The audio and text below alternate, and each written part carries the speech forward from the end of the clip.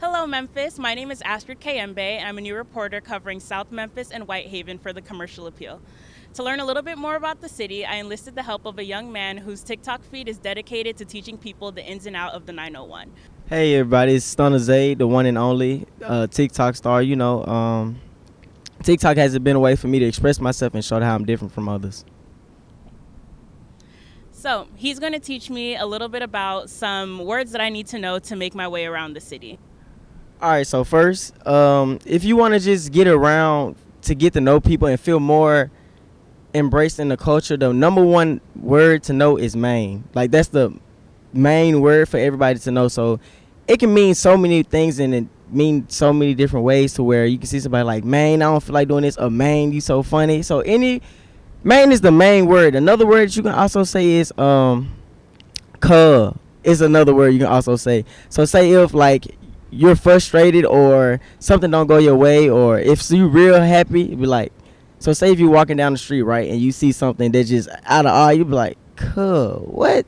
And then there people around you would know exactly what you're saying. So and then another word, you got, if somebody do something real off brand or off, like that's not by the normal, you can be like they're a Brewster or they lame. You have a wide range of words. You have peon, Brewster, plenty. It's just a whole broad range of words. And so for main, when main, does it always refer to a person? Can a girl be a main? A guy could be a main. Somebody who doesn't identify with the gender binary be a main. Main is anybody. Okay, cool. And you also mentioned Brewster. Can you give me an example of Brewster behavior? What does that mean?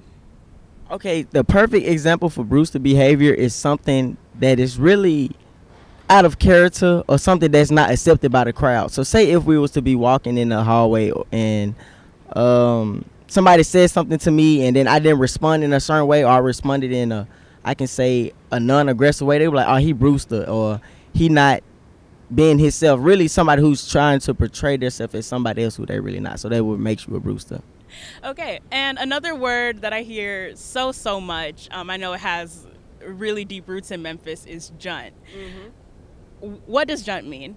So really, junt can refer to anything, just like main. So junt can be a car, a house, a girl, a male, anything that's an object or a human based, anything really. So you can see clothes and be like, oh, that junt fresh, or some rims, anything. It's just the culture of Memphis. Okay, so let's move on to some more words. The word green. Oh, yeah. So the word green, when I was doing my research, I found that people couldn't explain what it meant, but they could only use it in sentences. So I want you to try your best to explain what green means to you.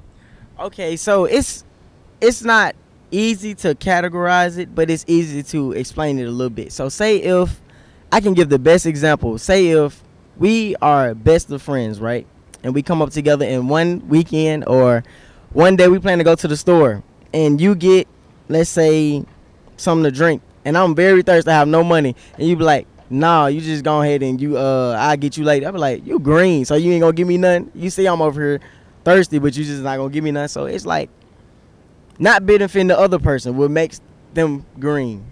Another word that I found is no kizzy. Yeah. What does that mean?